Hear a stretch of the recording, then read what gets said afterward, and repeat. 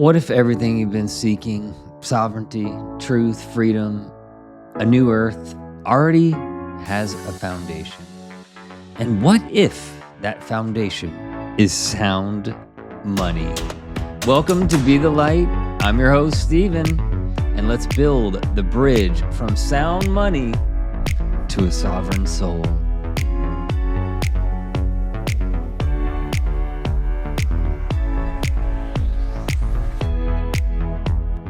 Welcome back, sovereignty seeking souls.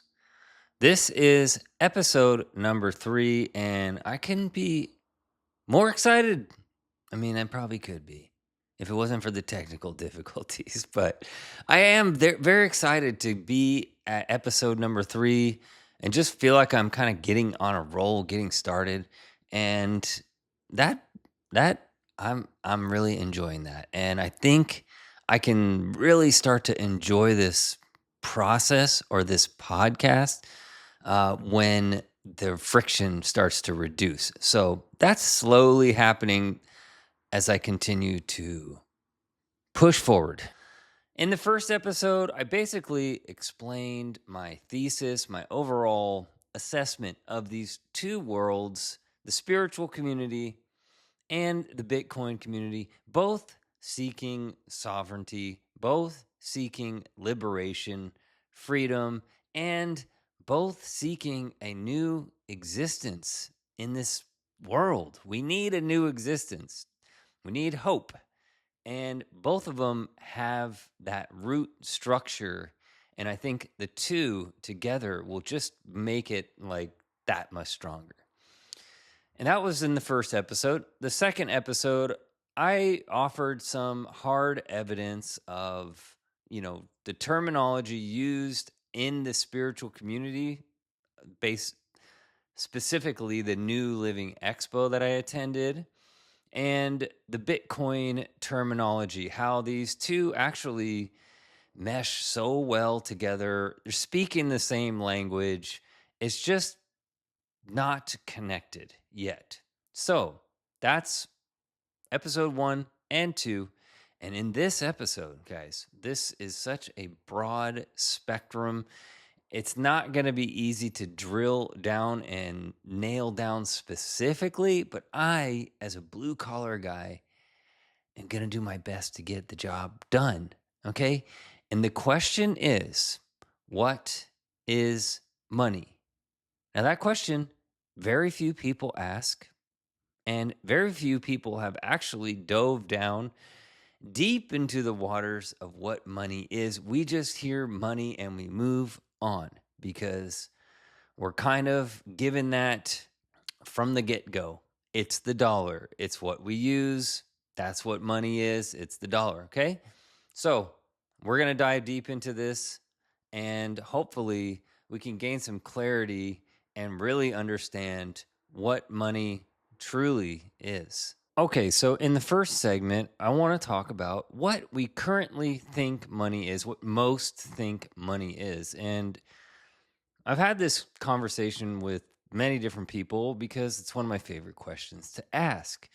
I mean, and I'm talking about economy majors, business majors, finance majors, social studies majors. I mean, we're talking about college graduate students, adults who are in this world. And the moment you ask them what money is, it causes them to freeze and pause and have to reflect and have to really think, because we're not really taught this throughout our education. I believe that's intentional. And, money just so happens to be something we have a very close relationship with, all of us do. It causes us stress. It causes relationship problems. It limits us. It causes us to take risks. It stresses us out. So this entity, money, surrounds us in every aspect of our life, where we live, where we want to go, whether we travel. These days, whether we drive or not, with the gas prices, you got to think about it. the general response that I get when I ask what money is, it's really just the dollar, right? We just think of the currency that we're given from the start as being what money is. This reminds me of like my kids. They used to play Roblox, and there's two options. I think it's creative mode and survival mode. Survival mode, you get an axe, and well, you have to make the axe. You got to make your bed. You got to cut down trees to make your bed. I mean, you basically need to figure it out from the get go. In creative mode, you get handed certain things. You'll get the axe, you'll get the bed, you'll get the house, whatever. And then you can, so you have all the tools and you can just create. Now, imagine if we received a broken axe in that situation. We are handed this dollar, and that's what we tend to think money is. Now, because we've accepted this as this is the way it is, we go to work for it, we earn it, we put it in the bank, we try to save it, we do everything we can to make this tool work for us despite it being broken. So, because we're running around in creative mode with a broken axe, it makes it very difficult for us to create the world that we want to live in. It basically puts us in survival mode still, running, chasing, constantly striving, and it's getting harder and harder and harder the more the government prints of the dollar is just making it harder. And I don't believe it's going to stop unless we have a workaround. So the dollar was actually held up and shored up by gold, which makes sense, right? Because you want your money to be a scarce asset.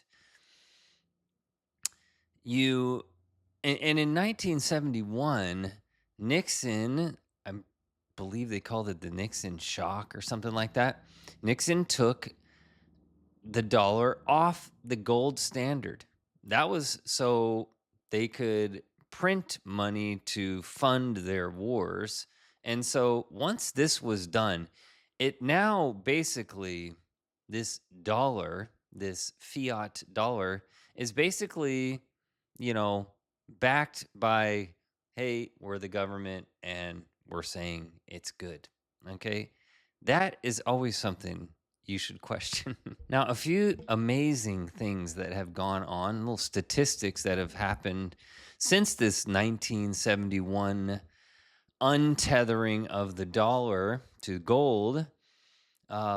We have lost 95% of our purchasing power.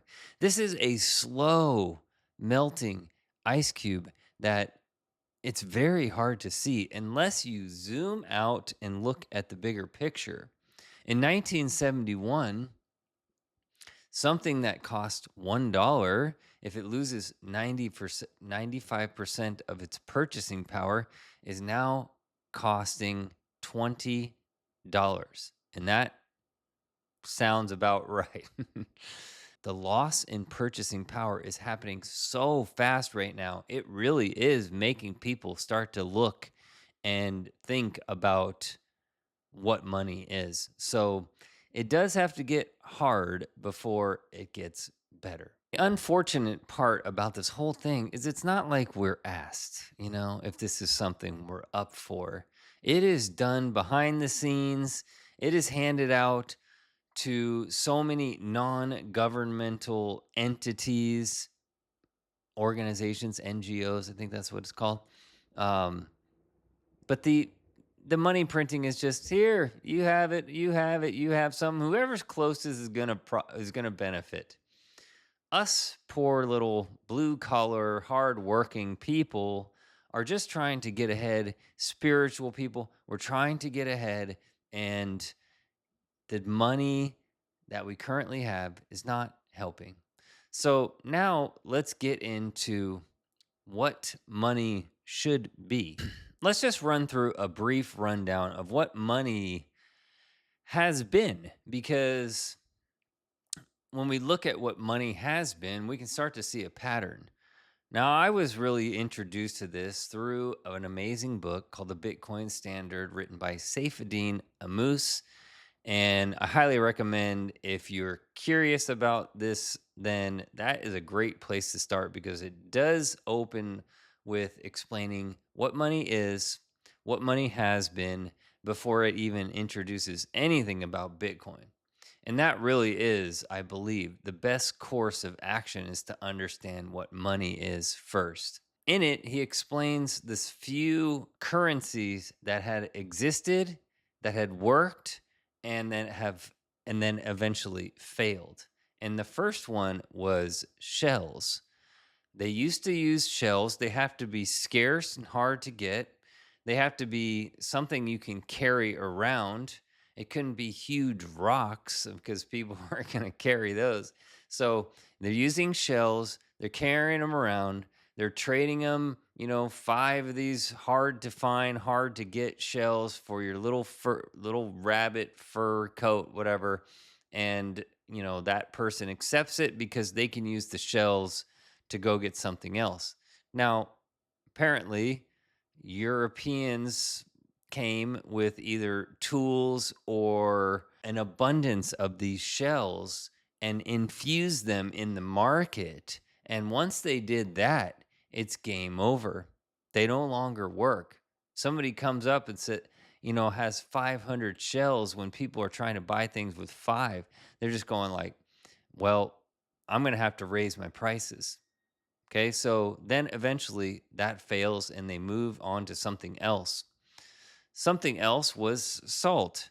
From my understanding, they used to use salt in order for an exchange of currency. So you could say that money is contextual as well. Depends on where you are located. Something that's going to hold value, like cigarettes in prison, if the system was flooded with cigarettes or you got out, then then cigarettes are not going to be, work as a money for you anymore. So, all right, we've kind of discussed what we typically think money is, just basically the dollar. We've talked about what money has been and how this pattern of usage and then failure once it's inflated. That's where we're at now. And let's talk about what money should be. Money should, one, be scarce. Okay? It cannot be pieces of paper, basically, is right now. It has to be scarce. Money has to store value over time. I should be able to take my $500 that I've earned with my energy, with my body, put it into this money, and know that that $500 is going to be able to purchase the same thing I can buy right now. Let's say this guitar that's behind me, $500 guitar. In 10 years from now, I should be able to buy that same guitar with it. It shouldn't cost $1,500 in 10 years from now. It would only give me a couple strings for that guitar, probably.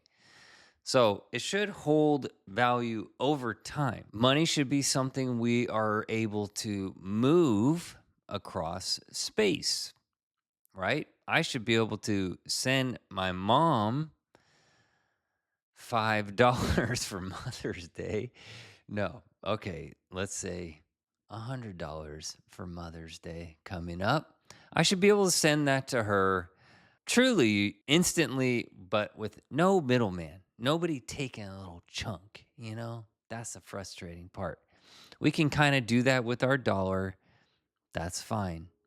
But it's also maybe be a credit card fee, transfer fee. It may be delayed getting to her.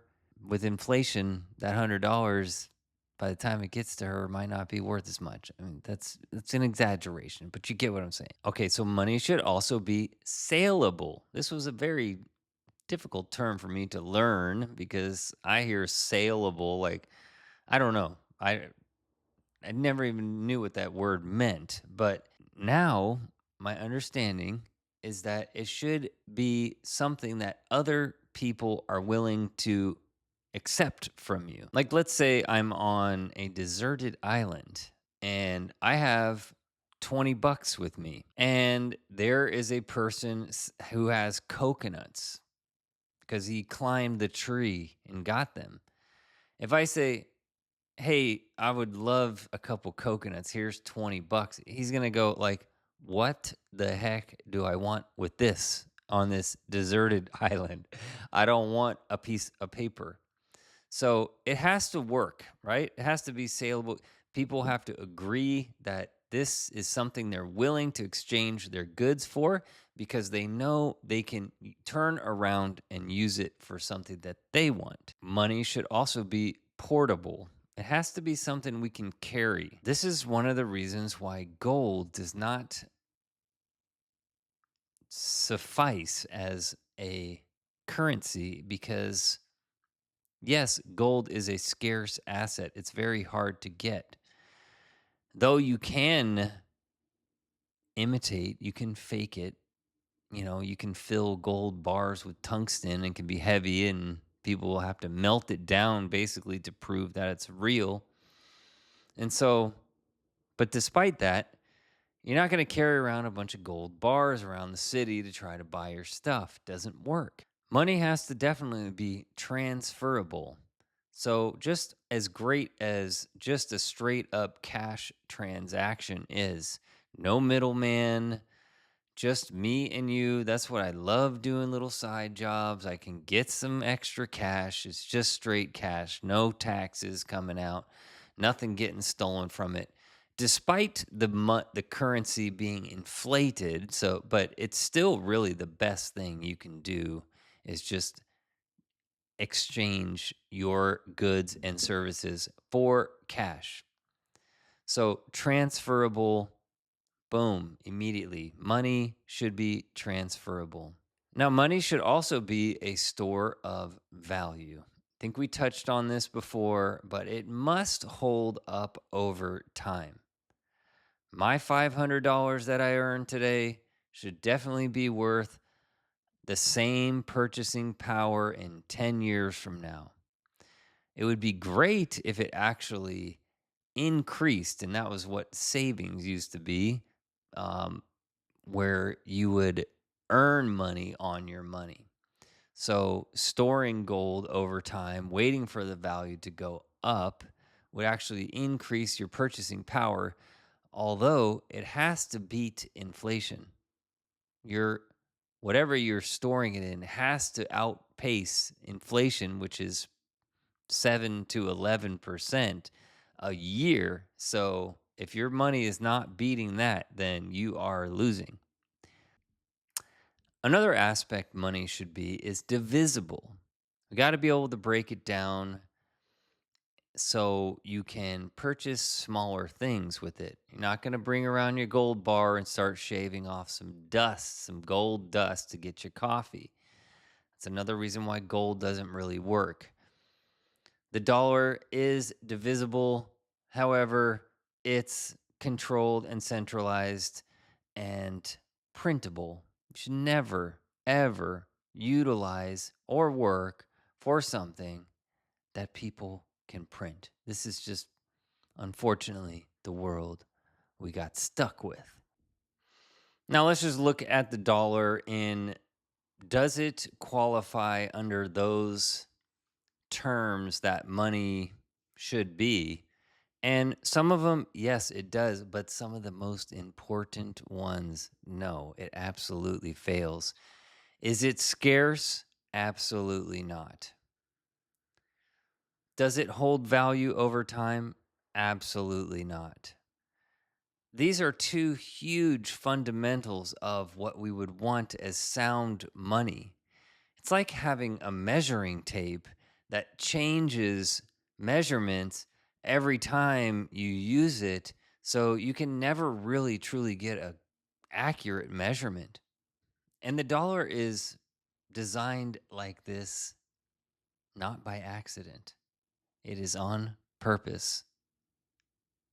It just takes one glance at what money should be and what the dollar is, and we can see that it does not hold up. It does not support this loving, transparent existence that we all hope to live amongst.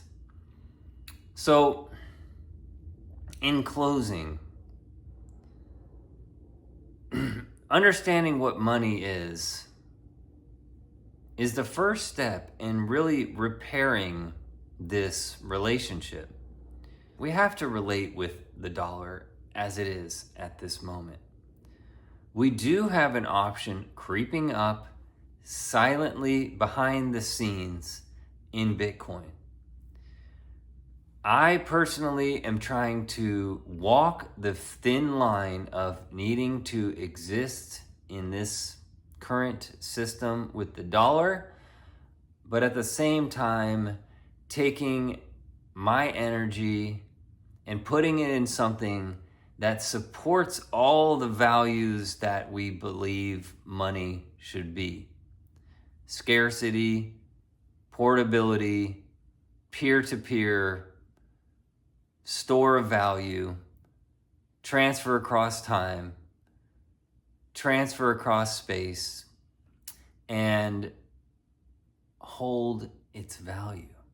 And with that said, I believe that this is the currency that is going to support our endeavors to exist in a more beautiful world.